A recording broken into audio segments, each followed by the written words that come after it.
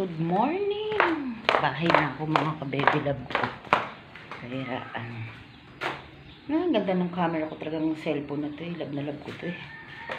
Kasi, gumaganda ako dito eh. Charing. Joke lang. Huwag naman good vibes lang. Kunyari, alam mo, ang sekreto sa hindi pagtanda ng pagtanda, good vibes lang. Ganun lang yun. Diba? Oh. Kahit feeling mo talaga everyday kang maganda. Yun. Kasi ang pagtanda mo ay ano din yan, nasa feelings mo din. Pag yung feeling mo ay wow, bata pa ako sa isip, sa kilos-kilos mo, di ano ba? Ba ayaw mong makisama? Ganun, makisama ka naman. Yan. Sabi nga ni Miss Catering, kapag ikaw ay broken hearted, ayun, nabasagan ako ng itlog. Charis. Kasi nagmumotor kasi ako. Hindi ako nagpadala ng tricycle. Ayun, basag na naman ang ating itlog. Bigla ako nagkaroon ng itlog. Pag ko yun, pag ko ng motor kanina.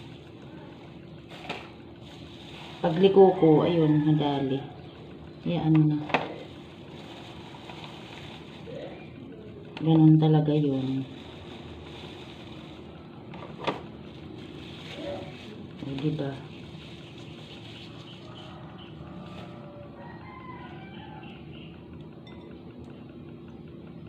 Hayaan mo na. Bibigay ko na lang ito kay Katana Rage. Naman everyday yun. Kaya ako mga eggs. Sa akin kasi bawal sa egg. Gawa ng bawal sa kanya malansa. Diba? Ayan, panibagong vlog. Panibagong kasiyahan. Ito yung ating pagtanggal ng stress ng vlog. Yun naman mamaya. Kaya ayun. Libangan ko pa ang pagbablog, kaya imbis na ako yung maging chismosa at dun sa nasa labas tayo ng ng pamamahay natin. Gawin nating productive ang araw natin. Ayan, mag-vlog na lang tayo, at least buhay natin yung pinakikialaman natin, hindi ibang tao. So, ayun, bumili ako ng mga frozen kasi yun ang gusto ng mga bata. Luto ako ng luto ng kung ang ulam, hindi naman sila kumakain, kaya sabi ng boss ko ano daw gusto ng mga anak niya. Yan, mga frozen na yan. Yan ang pinagbibili ko. Wait lang. Okay.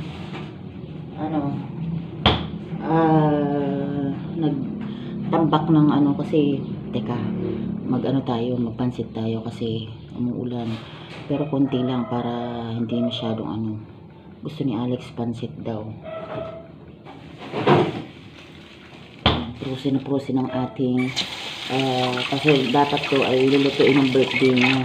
Wag na lang kasi hindi naman dumating yung mga ninang niya. Pang breakfast na lang. Magpababoy tayo ngayon, magninilaga tayo kasi si Saki Boy ay gusto niya nilaga. May sabaw-sabaw yung bata. Tsaka dumating ang aking anak, Strawberry. Kaya tayo magbababoy-baboy muna kasi para si Saki Boy ay masaya. Bawal si Sak sa mga malansa, bawal si Sak sa sa mga manok-manok.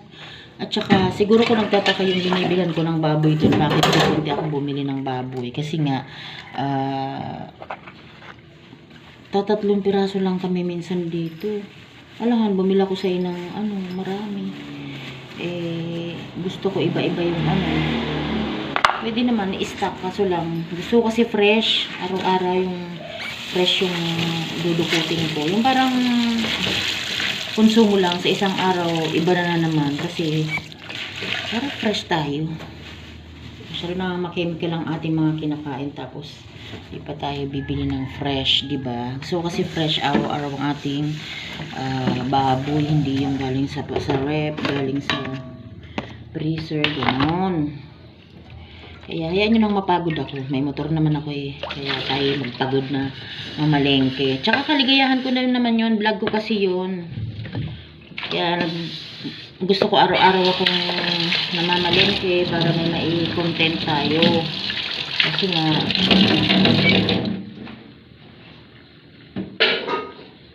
minsan wala tayong mai-content gawa ng sabi na sila na dahil nga rin sila na daw luto ng luto kasi nga mga diet ang mga anak ko. Pero sexy naman sila. Hindi ko alam bakit kailangan pang mag-diet-diet ng mga yan.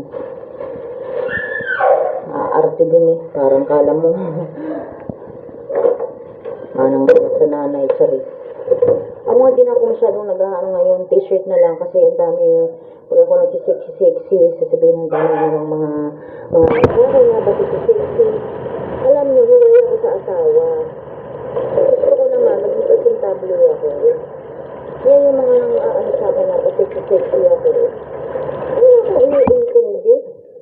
Kasi ayoko namang malosyang, ayoko nang salita na iniwan. Naghiwalay lang pati ng asawa, tapos pangit na, losyang. Ako ang magpaganda, karapatan ko naman yun, kasi nahiwalay ako sa asawa. Ayoko namang mapulaan ng ex ko na, ay, iwan ko lang, naging ganyan na. Kaya na ako magpaganda. Ayun talaga. Kaya yun, lagi tuloy ako naka-t-shirt ngayon, kasi ayun yung nakikita sa cleavage ko, ayun yung ano naman, isa lang magsado, salamat kayo eh, malamig na yun. Kaya ako nag-t-shirt, eh, pag mainit, wala ko yung magagawin ng sando niya. Bahala. Sabagay, wala naman nagko-comment sa akin ng ano ganyan. Naririnig ko lang sa mga ampalaya na kalapit ko rito. Ampalaya na walang magawa ko dito itong araw-araw. Kaya lang naman naririnig ko ng ganyan. Sa ibang tao naman, sa ibang lugar, wala silang pakialam. Yun ang pagbubunot ko lang kilikili yung hair removal ko na kinontent ko.